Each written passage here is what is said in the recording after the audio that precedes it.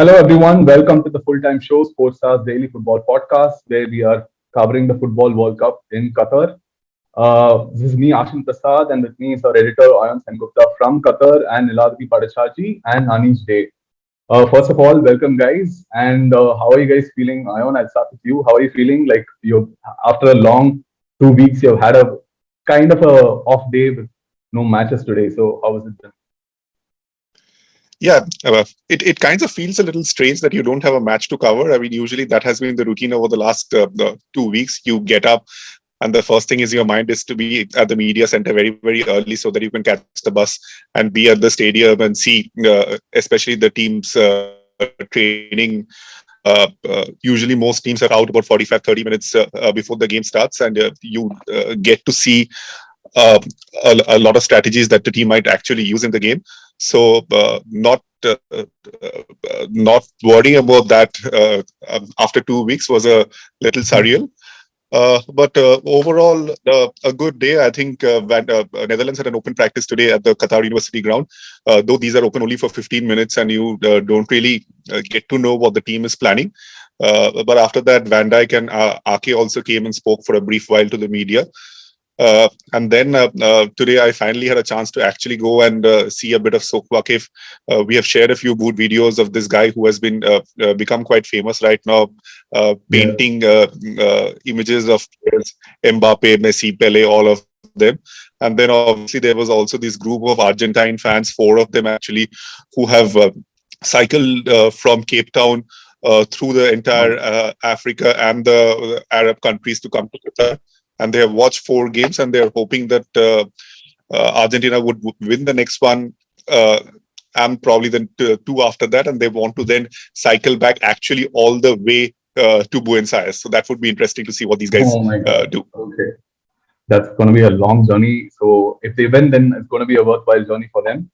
And Neeladri and Anish, we have also had 2 weeks where we've been slogging through the midnight hour, and you've had like a relatively a day off. Like, so how are you guys feeling? Are you guys sad that there's no football today? Yeah, I mean, it was interesting to see how the audience around the football watching, the non-football audience reacts to the gap day, because I was going around to look for food places around my place, and I saw the person who was in that hotel.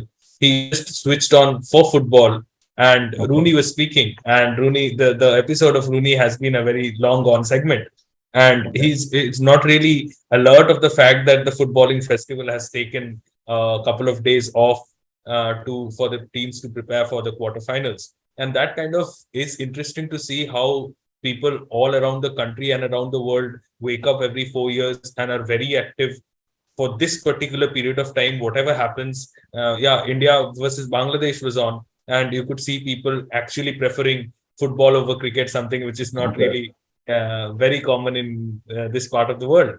So To be yeah, fair, like India is not doing well in cricket, so I can understand that. But what's happening with the ISL back home? That's the only league in the entire world which is still going on. I think ISL is on a break today, so Okay. I think yeah, I they'll start. Yeah. I actually got a few calls from my friends saying that, because they know that I've been covering the World Cup from office, and also they're saying that today, so no matches. So what are you guys doing? So I said that for us, we are still doing our copies and all, but they said that it's a void, because usually in the evenings after they are done with office, usually it's Yeah. 2 matches. Before there was four throughout the day. So yeah, it's there's a kind of a void which will again be over once the quarterfinals start. So yeah, that's the I think World Cup. especially the timing of these games have been very good for Indian audience or Yes. Yeah. audience in general in Southeast Asia. Yeah, and personally for me, I got to catch up on some sleep today. I woke up at 5:30 in the evening after a gap of like 2 weeks. So moving on, we'll start with the football now. From Which means that Friday, you we're going slept more than I did. I was home 3:34 after the Portugal mix zone, and then suddenly in the morning there was a call from 10:30 that Infantino is going to speak. to. Okay. So I had to run there. Okay, I envy you and slightly don't envy you also. and so we'll start with the quarterfinals. personally, I'm like happy I don't have to make a mistake of repeating quarterfinals instead of the pre-quarterfinals. So we are starting with four mouth-watering clashes: Argentina versus Netherlands, England versus France, Brazil versus Croatia, and Portugal versus Morocco. And we'll obviously going to start with Lionel Messi and Argentina. Argentina taking on Netherlands. It's going to be a rematch of the 2014 World Cup semi-final where Argentina eked through on a penalty shootout. Ayon, I'll start with you. How are the how do you think this game is going to pan out? I think Netherlands has been very, very smart. I mean, if you heard Ake or if you even heard Van Dijk, they're actually playing down their own chances. They're admitting that Argentina would be the favorite, and but uh, knowing Van Gaal and how he has actually completely changed the shape of this team, moving away from the 4-3-3, which usually Holland plays, and even in the last game when you saw, I mean, they actually drew the US midfield to the center of the park and then used the flanks to hurt US. Van Gaal would probably end up doing something similar. He would want to take probably have players who will surround De Paul a lot so that Messi needs to drop down a little bit, which would obviously ensure that he's not as effective as he is when he's playing slightly further up. Uh, this Argentine team, though they have actually came back and won 3 games and moved to the quarterfinals, they have played good football, but it has not been as dominating, say, as Portugal played last night or as Brazil, except that Cameroon game has played. So, and you can also see that this team is expanding a lot of emotional energy to get through these games. And when it's a long tournament, when you have already played 4 games and you have 3 more to go, it always worries you whether you have expanded too much energy already or not. So I think that would be one of the major worries for Scaloni. He even ahead of the earlier match, he had talked about how the 2-day gap was not long enough. At least this time they have got 4 days. So more than physically, we have to really look at whether emotionally and mentally Argentina has recovered from the earlier games. And I think the biggest question will be: is Di Maria available now? Like he missed the last game and he then wasn't seemingly needed by the end. But do you think he will be back for this game? I think the Argentine camps say, what we are hearing from them that Di Maria should be back, and he would be one of those players who can give them that width. Dybala can also give them that, but I'm not very sure whether Messi and Scaloni prefers Dybala. So Di Maria coming back, especially against opponents like Netherlands, where Argentina might need to operate from the wings a little more, would be very helpful. Okay, Anish. Like I was saying earlier before the podcast, like how that even Ayon was speaking about it, how Dutch exposed USA's weakness.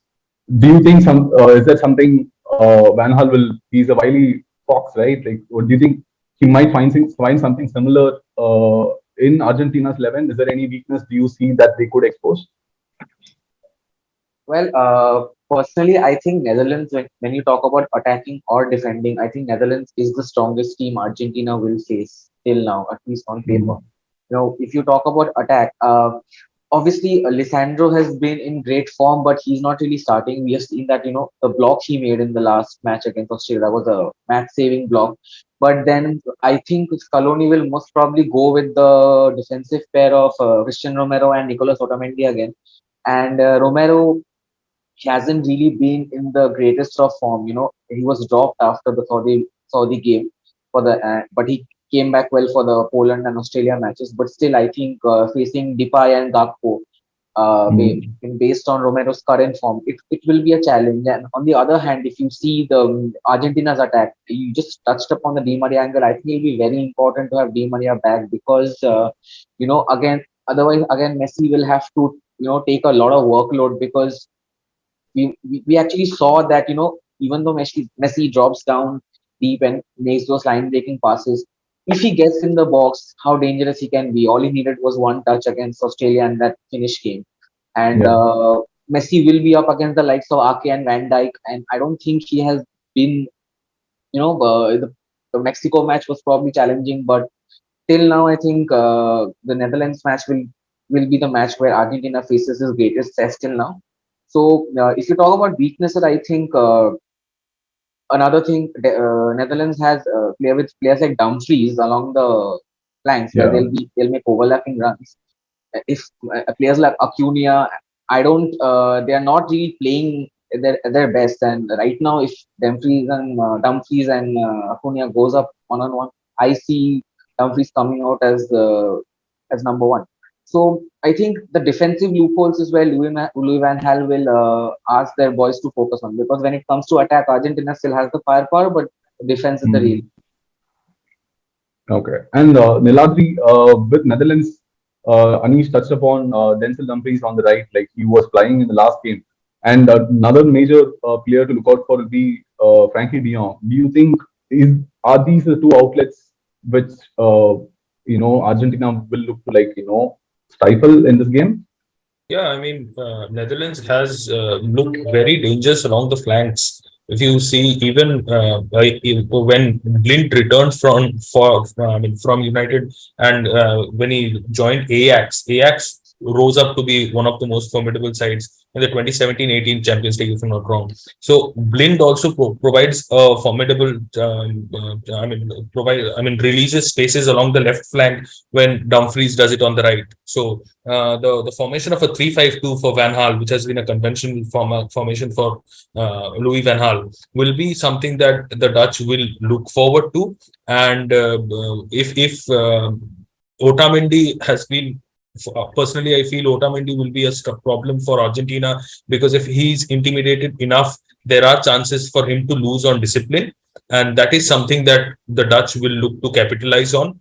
They have a very tall striker in the form of Cody Gakpo. That is something that the height of Lisandro Martinez or Otamendi will be a factor which will not be able to match as high as someone like a Cody Gakpo can raise. So on the aerial side, Netherlands will have the edge of Gakpo, and on the flanks, I would say Blind and Dumfries will pose challenges.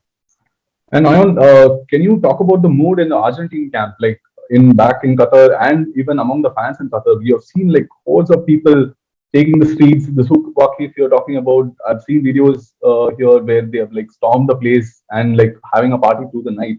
How are they feeling like going into this match? I think we when we talk about Argentine fans, we have to. I think the first thing that comes to your mind is that it's very very devotional. It's almost they look at the team as as a divine entity, and it comes from a very deep place within. And I think they are, and the fans, even when they're enjoying, I mean the enjoyment is also the, what do you call it, it breaks out with such spontaneity, because the enjoyment comes after is coming after 36 years of misery. So I think the whole country and even their fans outside Argentina, I mean, there are a lot of Malayalis here in Qatar who have actually come from India, as well as people who stay here are supporting Argentina. And I think all of them is probably praying to their gods and willing that this is the year when finally the team breaks this long wait of waiting for the trophy. Even the team, I think Scaloni and Messi has actually focused on looking at the team spirit. If you look at all other teams, they're actually staying on 5-star hotels and things like that. But the Argentine team is staying in the dorms of the Qatar University, which has got a very excellent sports facility. And one of the reasons of for the team to pick Qatar University is that they could have these open air barbecues, which is very very popular in Argentina. And I think match day might. Is it healthy though before going into World Cup matches to like have barbecue before they go? I think this happened match day -2, and that's has been a tradition for the longest time. I think it started from '86 when Maradona's father and Maradona used to cook barbecue for the entire team, and the tradition has been continuing. And I think now Messi's family, and all the other players usually do it match day -2. And I think there has been a lot of focus on this whole camaraderie and team spirit to see them through. And Lavanya is asking whether will you be angling to get an invitation from Messi for the barbecue? I wish I do. I think I missed my chance today. Maybe if they go to the semi-final, I'll try again. Okay, we hope for that too. And quickly before we move to the next game, I want your prediction on who's going to win this match. All three I of think you. it depends upon Argentina, as Anish and Neeladri says, with Gapco and all that, and Netherlands have had a penchant of scoring early goals. If Argentina concedes early, it would be very, very difficult for them to come back because Van Gaal has the expertise as well as the players to shut shop at that point of time. So it's very, very important for Argentina not to concede early. Uh, but I still feel that but they have an upper hand because in Messi and in a couple of other players they have that individual quality who can change a game with one move, which we have already seen in a few of Argentine games, and I think they might actually just come out as a 2-1 winner. Okay. And Anish and Neeladri? Anish, you're on mute. I'll go with a 2-1 for Argentina too. I think Netherlands will score, but given the kind of form that Messi is in, it becomes very difficult for Argentina to be stopped, provided there's no Higuain in the team. Okay. Yeah, I'm also going for a 2-1 win for Argentina. I'm also going to go for a Argentina win because I feel like the emotional uh, strength which they are carrying through this tournament is something which is unique, which I haven't seen with most football teams, and I think that might also be proved to be a factor for Argentina because it seems like they're channeling it, and that's something which is nice to see. So I'm going for an Argentina win. Next one, the defending champions France versus 2018 semi-finalist England. I have no saying in this. I'm gonna like leave the floor open to you guys. Neeladri, I'll start with you. Plenty of like individual exciting talents in this match. But if you have seen both these teams in tournaments, it's not always like crash ball up football. Like it's always like a bit more attritional. Is that something which we might be expecting to see in this match because of the managers for both the sides? Yeah, I mean, England has come out as something which is so not Southgate-ish. It's been a very, very attacking side that has come into this World Cup. We've seen them score 6 goals past Iran, which was a surprise win. I mean, a surprise shock kind of a score line that came up. So I would say that it would be a high-scoring game. That is something that it looks very evident by the kind of scoring prowess that both the teams come in with. But I would suggest that Deschamps' side has a lot of depth as compared to England, and that has something that the team has carried through from 2018 to 2022, despite losing the players like Pogba, Kante, and Benzema. The team has gone on to have a very formidable squad, and Mbappe is in his form of his life. If he continues to fire, because in the previous game, the 2 goals that he scored with his right foot were something were perhaps goals of the tournament contenders. So I would say that it would be very, very difficult for England to stop France. But for England, the panic remains with Kyle Walker, something that Gareth Southgate will be very relieved of for having him back in the squad. Kyle Walker is one of the best fullbacks that England can have now, and that would be one contest which will be very interesting to see. Kyle Walker versus But do you Kylian think Mbappe. if they stop Kyle Walker, then do you think England can stop France? No, I Oh, sorry, would not suggest Kyle Walker, Mbappe. Mbappe. I would suggest that England will need to check the zones through which France progresses its play, because we saw a very similar thing, like a team like Australia, which almost stopped Argentina in its tracks. France broke that team with its wing play. Those through balls through the channels along the wings is something that England needs to be very careful about.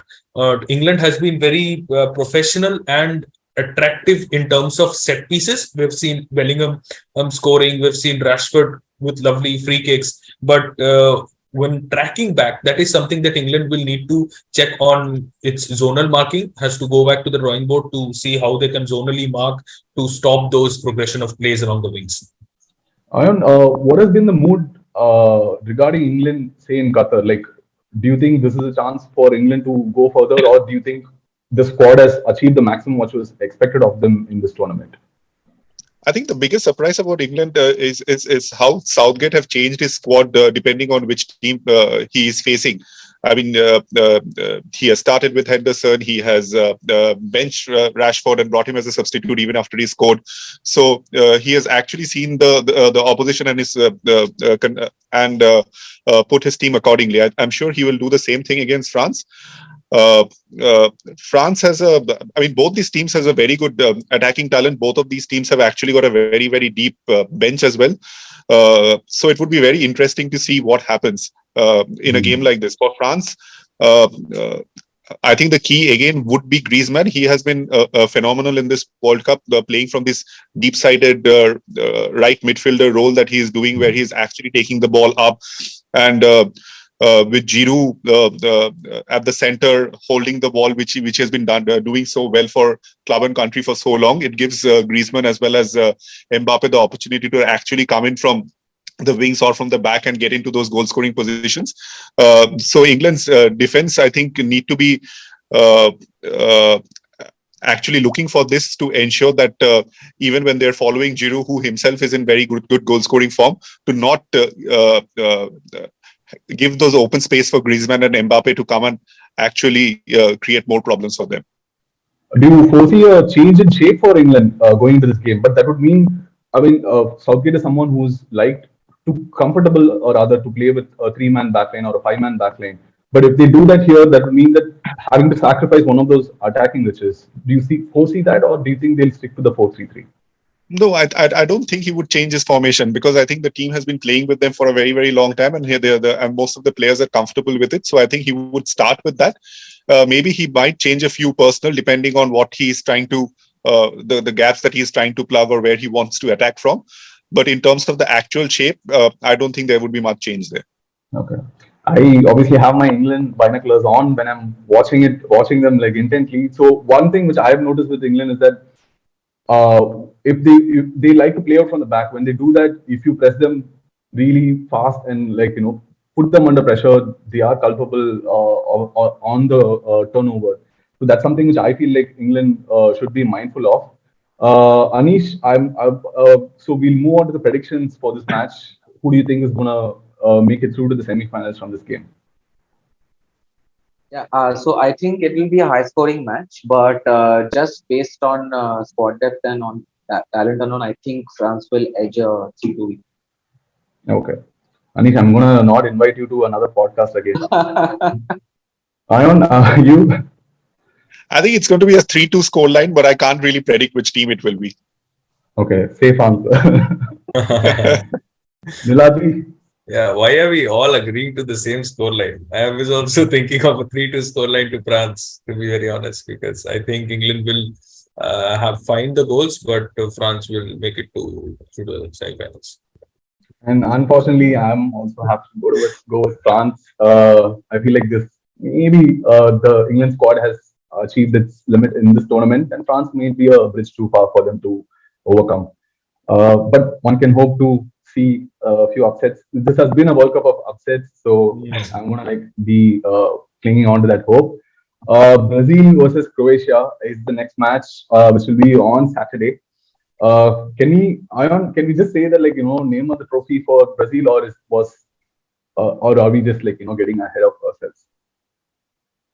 No, I think Brazil has been brilliant, and you can also see that they are enjoying. I mean, unlike Argentina, who's actually huffing and puffing and getting these wins, Brazil is actually enjoying the football they're playing. You could see that in the players. You could see that in the coaching staff. Even in the press conference, when Tite is coming or whoever is coming, they're in a very jovial mood. They're joking with the support staff. They're joking with the journalists, the Portuguese journalists, and all that. So they're actually having a ball in Qatar. When your team spirit is so good, it's very, very difficult for you to actually see someone coming and stopping this party that these guys are having.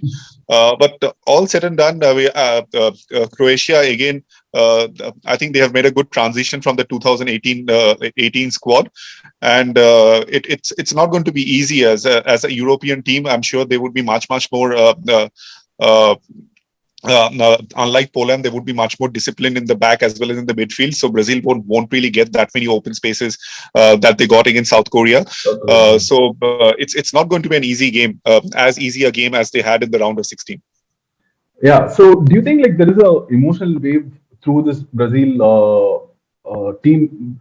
Unfortunately, with what's happening with Pele, like what we're seeing with Argentina and Messi, is this something we can see some parallels in? I think Pele obviously has the huge influence on not just Brazilian footballs, but for on football the world over. So I think there's I mean, there's always this. What, what do you call it? There's always this sense of doom which is hanging over this World Cup with what's happening with Pele back in Brazil. Everybody is playing for his health, and the team also unfurled a banner the other day after their game. Uh, but I don't think that the team is extra charged up for that.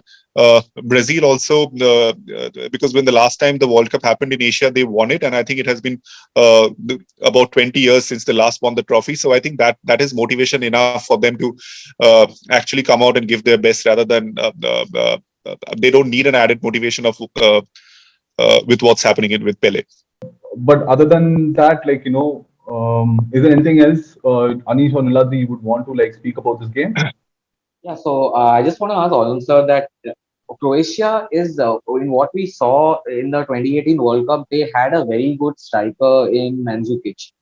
So now we have seen Croatia lack that proper target man and out and out striker. Obviously, Perisic is firing on all cylinders. He's been carrying that, he's been rambling on, so to say. But against a quality team like Brazil, Oyan sir, do you think Croatia will miss someone like Mario Mandzukic, who was so important in their World Cup run in 2018? Yeah, I mean they would miss a target man, but again, this team is set up in a way where they would want to actually contain Brazil and then probably hit them on a counter, score a goal from somewhere. Which with Perisic as well as with Modric, they're in the team, they're well capable of that. But their primary focus would be actually to stop Brazil from dominating midfield, which they have done with Casemiro and the front five, which has been very uh, good together. So their primary objective would be to break the play there and then hit Brazil on the counter. And finally, I've been asking this question throughout the podcast, like with the others. Like, do you think Croatia will finally tire out? I think last time they finally tired out, despite playing what 120 minutes game was in the final. So these guys seems to be like pocket rockets. They come up with this extra battery of energies whenever the World Cup comes. So I think they'll give their best. It's not going to be an easy game for But Brazil. Modric, at least Modric, at 37 years old, like in the last game, he's like, yeah, I think I won 110 minutes. Like, I think I can't do more than this. So, yeah, maybe this is a possibility that Brazil might be a bridge too far for them.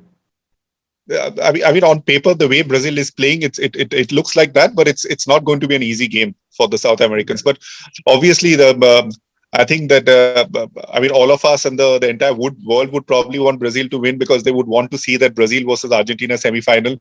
That would probably get the cash registers ringing for FIFA, Yeah. as far as ticket sales and TV audience is concerned. So that's one mouth-watering clash which everybody is looking for. But it's going to be a very interesting game. All right. And Niladri, your prediction for this game? I'll go with a 2-0 to Brazil. Anish? 3-1 to Brazil. I think Croatia will score. Okay. And Ayon? I'll actually say 1-0 to Brazil. It's not going to be easy for them to score, despite how well they have done so far. Okay. I think I'm going to go with a 1-0 to Brazil as well. And the last quarterfinal match was Portugal versus Morocco. I wouldn't have been too excited for this match if we hadn't seen what we saw with Portugal, both on and off the field, kind of, right? Like, because the big statement from Fernando Santos was leaving of Cristiano Ronaldo from the starting 11. How has it changed things for for Portugal and the chasing pack looking at Portugal now? I think you saw their midfield trio of Joao Felix, Bruno Fernandes, Bernardo Silva actually benefited from not having the target man, which Ronaldo is actually these days. He's just that one static target man up front. You could see that the movement was much more fluid. The midfielders can actually also move up in the attack, and that Portugal looked like a completely different transformed team without Ronaldo. And now with the scoreline that they won 6-1, uh, uh, we you I don't think Ronaldo is going to come back anytime soon. And even I think he posted on Instagram, and he himself I think has accepted that fact. Uh, where he has actually credited the youngsters in the team to for seeing them through. And I think even in that Piers Morgan interview, he said that uh, uh, even if he is not on the pitch and Portugal wins, he's going to be a happy man. Yeah. So let's Who see. wouldn't I mean, be? let's see whether that happens, and we can see a Messi versus Ronaldo final, even if Yeah. Ronaldo is on the bench for that. Yeah, that'll be something. And Neeladri, Joao Felix is someone who is touted to be the next biggest thing in football, who was at one point the highest transfer in football. He went to Atletico Madrid, played with like a lot of shackles on him, and we couldn't see the best of him for most times. And even now in Portugal, like previously, whenever we see him, he hasn't done much. But yesterday it seemed like he was finally unshackled. Like, he was. We could see the talent with what everyone was talking about. Do you think he could now become the main man alongside Bruno Fernandes in this Portugal 11? Yeah, I mean, Felix is eventually growing up to be what Griezmann was in the 2018 World Cup. The conventional position of a secondary striker is something that the presence of Ronaldo was actually stifling, because as talked about, he becoming the target man. So that drops him down to the number 10 position, and Felix is not really a very comfortable player there. We saw that. I mean, Felix even. I mean, as you talked about unshackling of Felix in the match where he scored the second goal after. I mean, in Ghana's match, Yeah. his Ghana, he scored the second goal, and since then we have seen him play that feeder's role, coming in and exploiting the spaces along the flanks, running into the final third, and I mean, giving the final pass to someone to score. And that is something that Felix will, I mean, have take notes well from Figo as well as Deco, two of the most important players of Portugal in the upcoming generations. And that is something that Felix has grown up to become. And I feel in the absence of Ronaldo, now that Gonzalo Ramos has become one of the players who finishes so well after slow build-up of attacks, that is Mm. something that Felix will enjoy, to create the attack and finally let the number 9 finish. Anish, what does this mean for Ronaldo? Though? Like, do you think he can still have a say in this team? Because it's not that like he is somewhat like a finished player exactly. Because even when the season where he was struggling with United, one game in particular which sticks out for me was the game against Arsenal where it was 1-1, and when he came on, he actually did have an impact in like how United played, and it turned out in a 3-1 win for them. So, do you think he can still add value to this Portugal team? Yeah, definitely, because considering all the so-called trolls and doubts, all the people doubting Ronaldo, First he of all, has. just say, do you have any hand in that? Being a prime Messi fan, do you have any hand in the trolls for Ronaldo? No, no, Address no. that and then.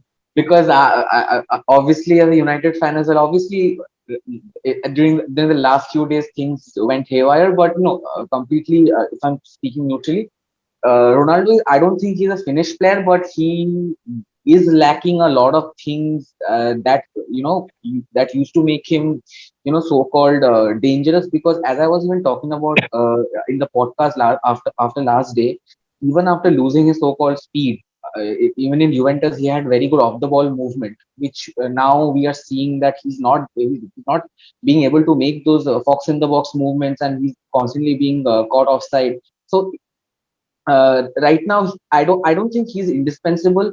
But having a player like Cristiano Ronaldo on the bench is definitely it's a very good thing for Portugal. And I don't think he's a finished player. He still might have something to contribute in the Hmm. world. Now, on I think Morocco, like, as far as Ronaldo is concerned, I think it's a win-win situation for that Santos has actually got from here. Obviously, Ramos, because last season when Nunes was still playing for Benfica. Ramos was the one who was playing as the withdrawal forward, whose job was to get the ball to Nunes. And now Nunes moving to Liverpool, he has been that focal point of the Benfica attack. I think he has got about 14 or 15 goals coming into this World Cup. And because he has played as a secondary striker, his movements in and around the box where he drops drop deeps or goes to the side is very, very good. And we saw that in the other game. But Ronaldo, obviously, knowing what sort of a character he is, he wouldn't be very, very pleased to see a young upstart coming and scoring a hat trick, scoring more goals in a knockout than he has ever done.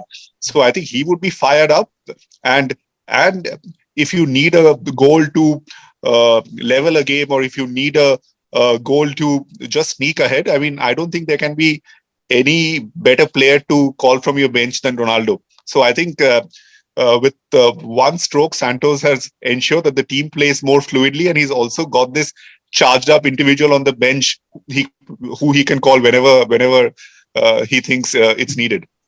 Yeah, and I don't know if you guys saw it on TV yesterday when Portugal players were all like after the win celebrating. Ronaldo was so upset, like you could see that, like it's for Yeah, the he player. quietly left the field after Yeah, a you brief could see period that of like he time. was frustrated, shaking his head. Yeah, so he will be fired up, and obviously we can't gloss over Morocco. What they have done has been phenomenal. 120 minutes where they stifle Spain with so much emotion and intensity and energy expended in this game. Is that, but will they be able to replicate something like that against Portugal? Uh, I think Morocco's biggest strength is this entire region. This entire region has come out to support him. Though this country is from North Africa, it doesn't really share a border with Qatar. But I think be it Saudis, be it Qataris, a lot of Moroccans here work as well. So all of them are backing Morocco, and I think the coach who actually took over 3 months back, he has. A lot of these African teams are always had problems in terms of disciplinary records and players not gelling well together. But I think he has done a wonderful job in actually getting the team together. And a lot of these Morocco players also play in top European leagues, so they have that experience of European football. So though they are in a quarterfinal of a World Cup for the first time, they don't really lack the experience of big match games.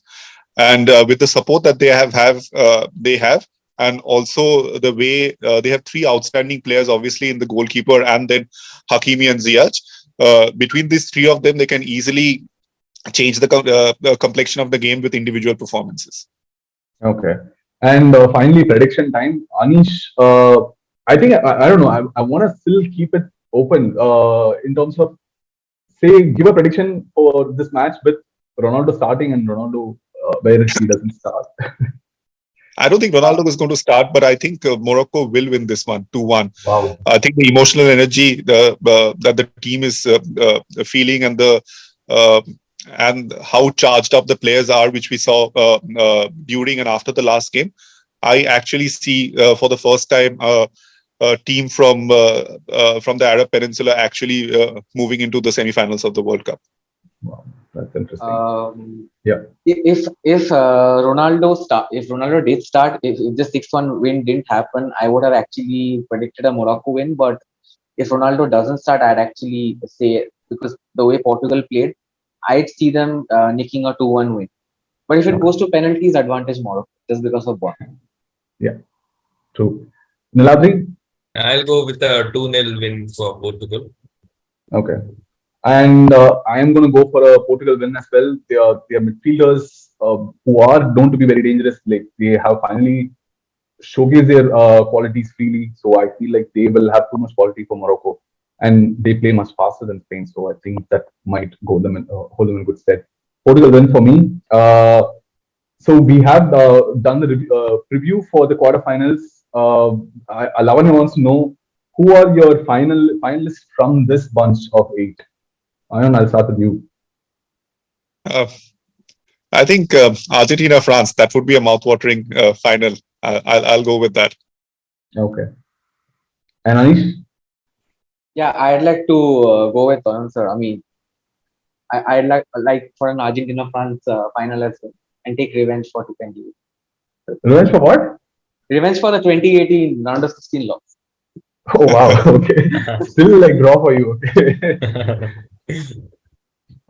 Yeah, Neeladri. Yeah, so I'll go with I think Brazil versus France. Brazil look phenomenal. South Korea literally was enjoying the way it played. So I see Brazil versus France as a friendship. Okay. She says use your heads, not your hearts, Argentina fans. But like to be fair to them, my heart wants What is Lavanya's prediction? Lavanya, give us your prediction. England versus Brazil. Lavanya, this is why I like you the most in this bunch. She's saying for the troll factor, she wants England in. Uh, We I'm don't not want. gonna. I want England to be knocked out quickly so that the press boxes are not filled with English journalists. There are too many of them everywhere. Fair enough. You have your reasons. For my heart also wants England to make the final. Alongside Brazil, I think might make the final. Otherwise, I think taking the heart factor out of it, I think it will be a France versus Brazil final. So that was a fun half an hour, 45 minutes of recording. Hopefully, this is going to be a much more exciting quarterfinals after the kind of football we have had over the last 2 weeks or so. And we also had our magazine hitting the stands this week, where Ayon has written. Yeah, it's on Africa, African and Asian teams actually doing justice to this whole demand of having more berths at the World Cup. What's Senegal, Japan, South Korea did in the group phase, and now Morocco has done in the round of 16 as well. It's phenomenal, and I think it's high time Asian and African teams, which from the next World Cup, they will have more berths at the World Cup at the expense of Europe. Yeah, and we all that's our cover story, and along that we have our reviews from what has happened and a beautiful photo line of the World Cup so far. So please And also, do I think subscribe. Mbappe poster as well. Yes, Mbappe poster as well for France. Get it soon because they might get knocked out soon. uh, yeah, so the subscription link will be provided in the podcast link. And keep following our work on www.sportstar.thehindu.com, where we'll be bringing you live updates, explainers, and everything you will want to know about the upcoming matches. And also follow our social media handle at SportstarWeb for live updates. This is But us signing off. what are people Sorry? saying about Deepika Padukone walking out with the World Cup trophy on 18? What's I the I feeling about heard that? about that, and you can still. I don't know. I have nothing to say to that. Aneesh, Neeladri, if you guys have anything to say, you can. What do we say? I mean, Adi seems to be very happy about it. oh, I mean, it's good for her. I mean, yeah, it's nice. Good. Her husband might also like come along. He's a big football fan, so he might be jumping around.